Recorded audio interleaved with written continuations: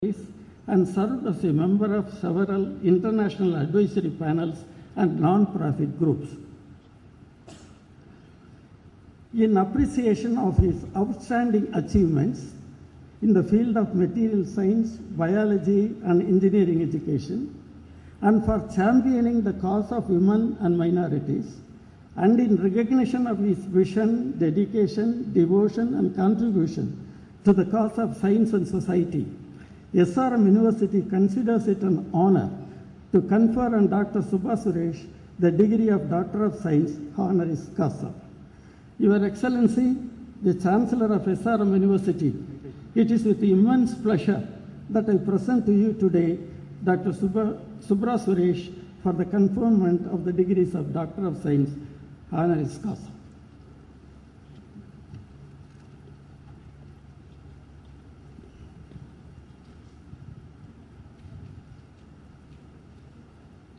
I request Professor Subha Suresh to come forward to receive the honorary degree. Also, I request His Excellency, the Governor of Tamil Nadu, to present the degree of Doctorate of Science honoris causa to Professor Subha Suresh.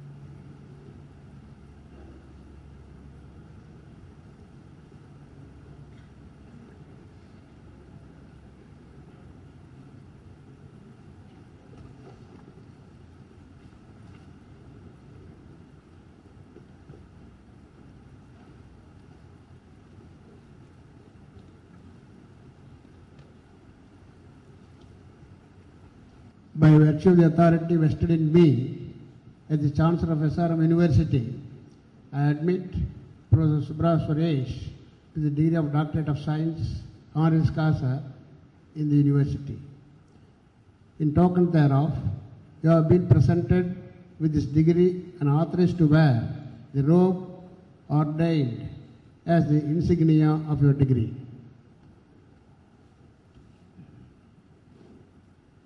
I invite Professor Subha Suresh to deliver the acceptance speech.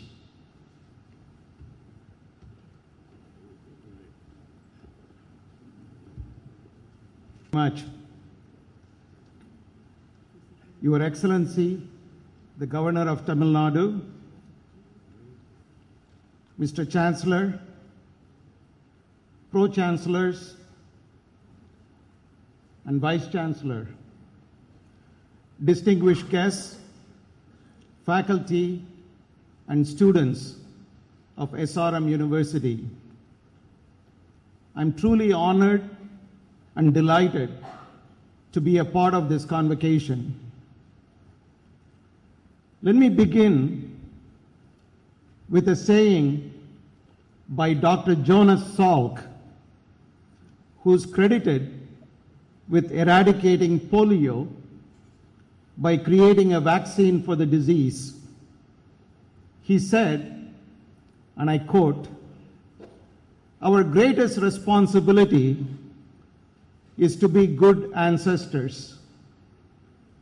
Whether your studies today are in science, engineering, medicine, management, humanities, or the arts, I hope that your accomplishments as students and as professionals in your career will take you through a lifelong journey that will make you great ancestors." Science and engineering are increasingly seen as the necessary ingredients of innovations by countries large and small. And SRM University has the same vision. Through education, prepare students for innovation. This aspiration by countries large and small, just in the past few decades, have lifted hundreds of millions of people out of poverty. It is the same vision with which my own organization, the National Science Foundation, was created. In the early 1940s, Dr. Vannevar Bush, who was a professor of electrical engineering and the first dean of engineering at MIT, wrote a very influential report called Science, the Endless Frontier. He sent that report to the President of the United States. At that time, it was a revolutionary idea. And Dr. Bush's vision was very simple and straightforward. And he realized, and he articulated in his report, that science and engineering and fundamental discoveries are absolutely essential for innovation, and that innovation best takes place in universities that shape, mold, and nurture young minds, young students, undergraduate students, and postgraduate students. Of course, they work in partnership with industry and national labs. The first time that report was sent, it was rejected. Then in 1950, the President of the United States accepted that report and created the National Science Foundation. I never had the opportunity to meet Dr. Bush, but as Dean of Engineering until last year at MIT, I had the great honor and pleasure of occupying the chair that he once did. And I'm really fortunate to head the agency that was created based on his vision.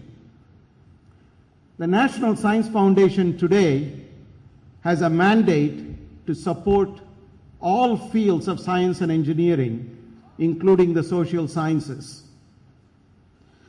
In its 61-year history, the National Science Foundation has supported the research of 195 Nobel laureates before they received the Nobel Prize, including many of this year's Nobel Prize winners.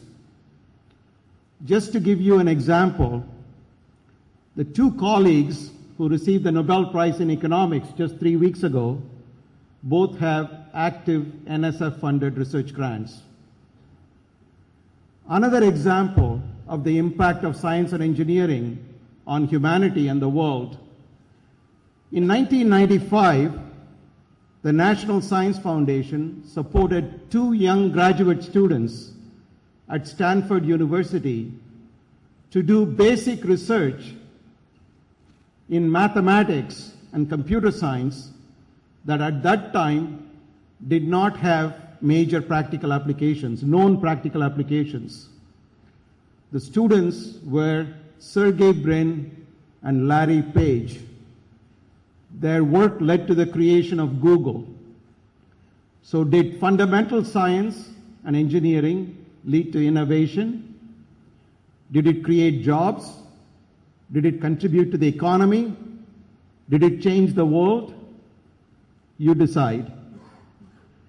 In the last 61 years, NSF has also supported research, basic research, that led to the discovery or creation of fiber optics, GPS, Doppler radar, magnetic resonance imaging, rapid prototyping, behavioral economics, as well as DNA fingerprinting. Science and education, as well as human capital development, are very much part of NSF's mission.